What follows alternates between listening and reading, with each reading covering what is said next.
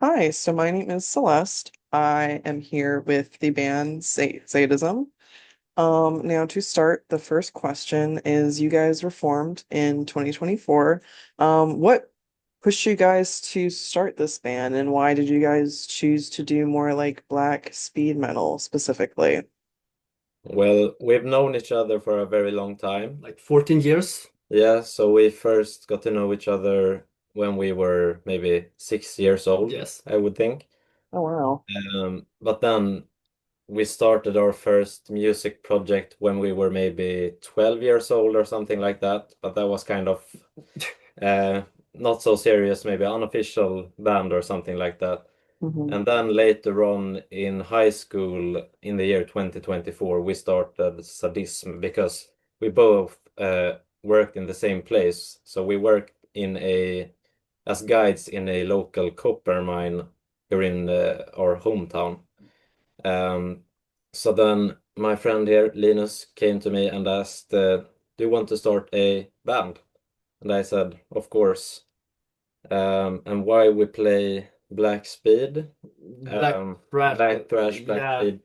At the time when we started Sadism, I recently split up a band called Maniac.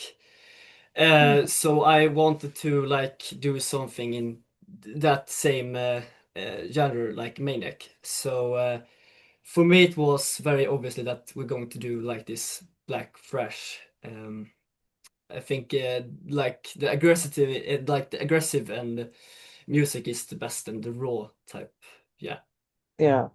No, I get it. I mean, it's a great crossover genre for sure. It's pretty popular even where I am. So, Oh, yeah. yeah. Black metal is definitely my favorite metal genre of all time. But Linus here, he really likes the fast tempos. More like the aggressive, like the old school first wave black metal. Always loved the German and the Brazilian metal scenes in the 1980s.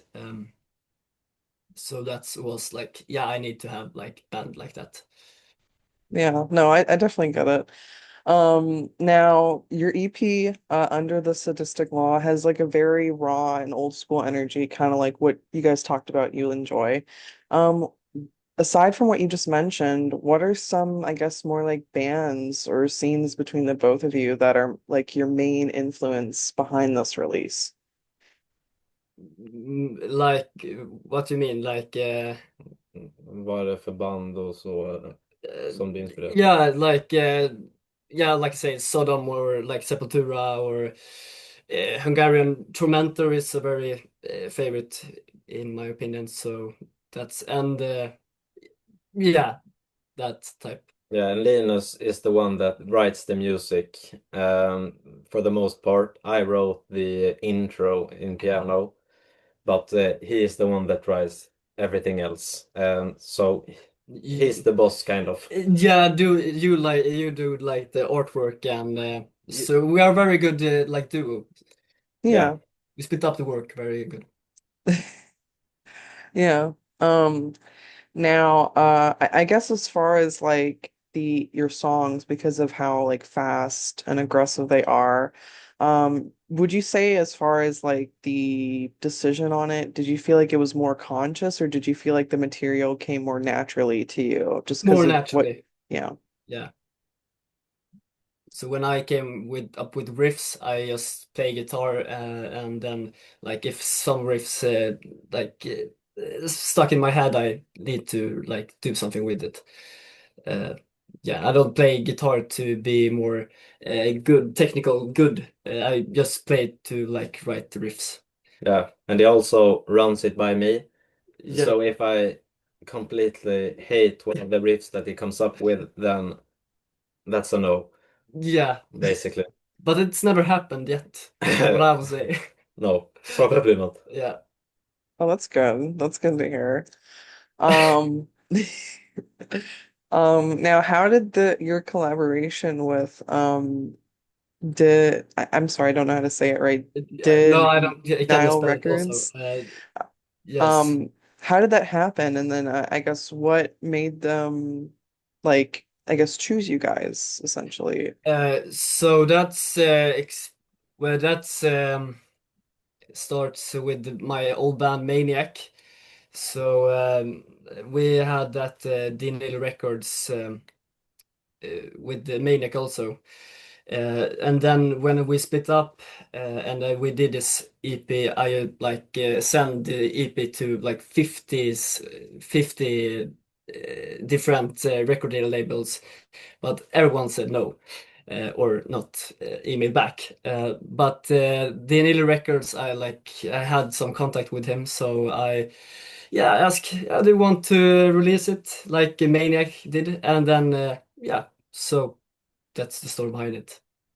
Yeah, That's so it's thanks to this guy right here. And thanks to Larde that run Nihil Records. Yeah, definitely. Yeah, that's good to hear. I usually don't hear people have like that relationship with a label already, just to kind of have it kind of jump from what you've had before to your newer band. So, now can you tell us more about your songwriting process? Like what comes first essentially? Is it more like the riffs or the lyrics or So I would say first the riffs or like a work title. So yeah, first the riff, and then I like when I present it to Elias in the rehearsal space. I just like have like a complete idea, a complete song, with like never those so much like process in the song process in the rehearsal space. No, Linus comes up with the Like the different whole riffs at home, and then he comes by to the practicing. like the whole song idea, I would say. Yeah, And then I have like some like work title or like a sentence I want to have in that song yeah. So he has a vision from the get-go, from beginning. Yes, basically. yes. okay, that's awesome. Now the EP was released on vinyl. Now, how do you feel the importance of physical format is to you in more of an era that seems like it's more dominated by digital releases? It's very important to release it on vinyl. I when we my like ideas with this that we're going to not going to play like so much shows or like before we release that I wanted to release music first, and that's very I would say not so common in the scenes. Like a lot of bands in Sweden plays a lot of shows and then release and then it goes on vinyl like a record label, but we are very uncommon to release music first. We're going to have our debut show in 1 month, actually. Oh, that's awesome. Yes. You guys sound really good, so that's kind of exciting. Yeah, Um, yeah, no, I feel like I guess for your scene maybe more it's I guess that way of like doing shows first then releasing, but from who I've spoken with, it seems definitely more like they release music and then they do live. So I feel like I don't know, I feel like that kind of makes a little bit more sense, but I could see why people want to do live first just to I guess get a feel for it. Yes, I have been playing for in bands like for 5 years now, and every band I've been playing with, we first do live shows, and we are like a complete band. I play bass in another band called Retribution now, but this project, I call it project for at the moment, Sadism. So like I wanted to release music and like see if it's been like good critics. yeah. If the critique is good or not, Mm. and I haven't actually seen many bands in Sweden, at least, to release their music first and then begin playing live. The most of the bands I've seen live here in our little town Falun, at Yes. least, have been playing live for maybe a few years at least, and then they Yeah. maybe release an EP or an album or something like that. So maybe it's different in the States. I don't know. Maybe. I don't know. I've it's just I've only spoken with people that are not from the US. Okay. So, yeah. It's interesting. Now several of the track titles suggest more like dark and confrontational imagery. Now, do the lyrics follow a specific concept or mindset from that? Uh, the whole idea for sadism is a whole concept. So I first, the concept was born when I was in school, and I was in a movie class, and then the teacher tell us about the anti-commercial movies at the 1960s, 1970s in Europe, and then I got very interested in this Italian anti-commercial movies. So I did an analysis of Solo 120 Days in Sodom, Mhm. and then my teacher came to me and like tell me everything about that movie. And like the movie is based on a book written by Marquis de Sade, a Frenchman. So after that lesson, I was like, okay, this is the idea, this is the shit. I'm going to like make a band and do songs about it. Yeah. And it also had like a connection, a small connection to the work we do in the like as tour guides. Yeah. So Marquis de Sade is the person basically that gave the word sadism its meaning. You can hear the sadism, Yes. or sadism. So that is the main inspiration of our band. And he also wrote a book about the copper mine in our town. It's named Wow. Ernestine. That is the title, the intro title. Yeah. So he's the main inspiration, I would say. Yes. So we're not like inspiration so much about the other like bands, what they sing about. We are very like niched, Niched. niched, and like a very like type in the history. Yeah. We are very history interested also. So Yeah. Yeah. That's so interesting because I actually know that movie. And You I do? know that author. Yes, I do. I haven't seen the movie, but I know I've heard about it so much because Yeah. I listen to stuff about people who watch movies and I know people who like the more like those types of films. So that's really interesting that you got it from that. yeah, but it's a very disgusting movie, and it was Yeah, very no, I've interesting to heard. do I like don't a even want to watch it. no, no, don't do it. It's but it was very interesting to do like a movie analysis and also like to get to know the controversy about the movie. So I think that's inspiration me most. Yeah, and also the thing about censorship Yes, is also a main inspiration. Mm. Uh, you can imagine back in the 70s and 60s, those movies were quite taboo to watch and make. So that is also the one of the main things that we strive for to make music that provokes people basically and the society. yes, Yeah, I mean that's also really interesting too, because I feel like a lot of the people like it's not as common now because a lot of things like are very like out there and you might not have that shock value at least here. But I do feel like that and like the idea of like deviancy is really interesting for Yeah, society. So definitely. now do you guys, because of where you are, do you guys feel connected to the more extreme metal legacy tradition that has, or do you feel like that you're kind of going your own way?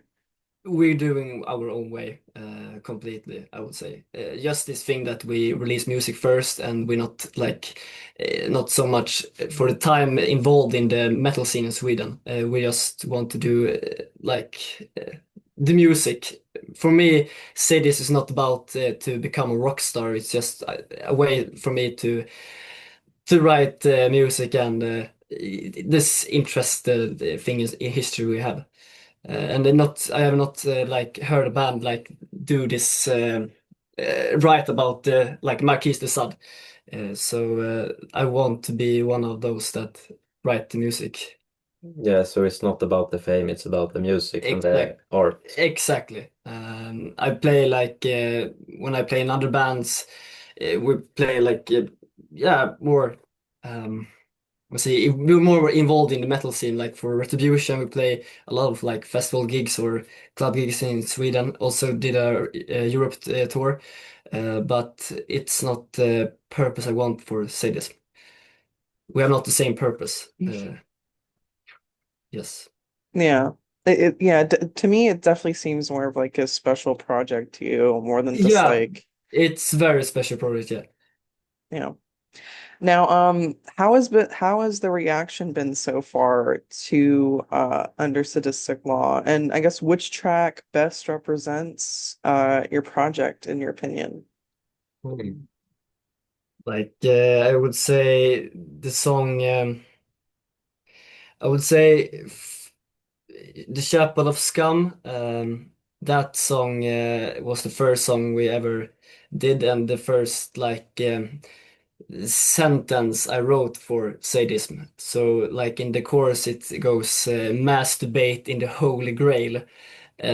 So, like that sentence started this like my lyrics process. Yeah. Okay. And how has the response been? I Yeah. mean, people we know at least have said they liked it. Um, um, and in the different black metal groups here in Sweden, in Facebook and stuff like that, people have said that they dig it, basically. Yeah. So I think the response has been pretty good. That's good. Now kind of as a final question, what is next for the project? Do you see more releases? I know you said you guys have your debut live show coming up. Um, what is the outlook for this year? So as we've said, we're not about the fame, Mhm. we're about the craft. Uh, So we haven't planned any other gigs other than the debut gig, but we are planning on probably releasing a full-length album later in the future. So we've been starting to work at that. We have a few songs yes. already, but no gigs in the future. If someone comes and asks us if we want to play, then we will probably say yes. Yes. But we won't be searching for the attention and stuff like that. No. We're focused. The priority is to write music and not playing live shows. Yeah. Yeah. Okay. Well, awesome. Well, thank you so much, guys. It was very nice talking to you. And I definitely wish you the best of luck, especially with your coming future releases and stuff. Thank you.